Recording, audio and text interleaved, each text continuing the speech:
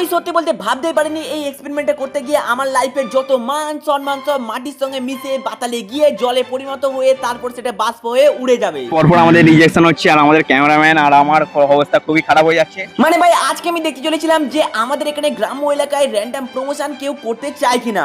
Actually I am a content creator আর আমার page এটা, কিন্তু ভাই কোনো পেজ কোনো প্রোফাইল কোনো চ্যানেল দেখিয়ে আমি নিজের মান সম্মানটাকে আজকে বাঁচাতে পারলামই না। মানে ভাই কোনো দোকানে ঢুকছি তো ডাইরেক্ট রিজেকশন, কেউ বলছে নাম্বার দিয়ে যাও কালকে ডাকবো, আবার কেউ বলছে যে আমাদের দোকানে এখনো মালিকই নেই। মানে ভাই এই প্রথম দু তিনটা দোকানে খুব খারাপ লাগছিল, মানে প্রথমবার মনে হচ্ছিল যে গ্রাম্য এলাকায় কোনো কন্টেন্ট ক্রিয়েটরদের কোনো ইজ্জতই নেই। এন্ড এই ভিডিওর মাঝখানে টুইস্ট কখন ঘটে জানো, যখন আমি প্লে বাটনটাকে ব্যাগ থেকে বার করলাম এন্ড একটা দোকানে ঢুকলাম এন্ড সেখানে গিয়ে সমস্ত কিছু বোঝালাম এন্ড তারপরে যখন আমি প্লে বাটনটা দেখালাম তখনই বললো যে এটা আসলে কি জিনিস আমি নিজেও জানি না আর সোশ্যাল মিডিয়াটা আসলে কি হয়। মানে ভাই এটা জানার পরে আমার পায়ের নিচ থেকে মাটি পুরো ধ্যার ধ্যার করে সরে গেল। মানে ভাই সত্যি বলতে এইসব চ্যালেঞ্জ র্যান্ডম প্রমোশন বা এই এক্সপেরিমেন্ট গুলো সত্যি বলতে শহর এলাকায় চলে, এই গ্রাম্য এলাকায় এইসব চলেই না। অ্যাকচুয়ালি গাইস এই গ্রাম্য এলাকার দোকানদার বা সাধারণ মানুষ এই সোশ্যাল মিডিয়ার পাওয়ারটা জানেই না, কিন্তু তোমরা তো জানো যে এই সোশ্যাল মিডিয়া থেকে কি হতে পারে। আর ভিডিও সবশেষে বলবো যে এই এক্সপেরিমেন্টটা করতে আমার ফেল হয়েছে, কিন্তু তার সাথেও এই এক্সপেরিমেন্টটা করতে আমার খুব ভালো লেগেছে। আর গাইস তার সাথে তোমরা যদি চাও এরকম এক্সপেরিমেন্ট বা চ্যালেঞ্জ ভিডিও করি তাহলে এক্ষুনি কমেন্ট করে জানাও যে নেক্সট চ্যালেঞ্জ আমি কি করব। আর ভাই লাস্টে একটা কথা বলতে চাই যে যেই লোকগুলো আমার থেকে ফোন নাম্বার নিয়েছিল এবং বলেছিল যে আমরা পরে বলবো,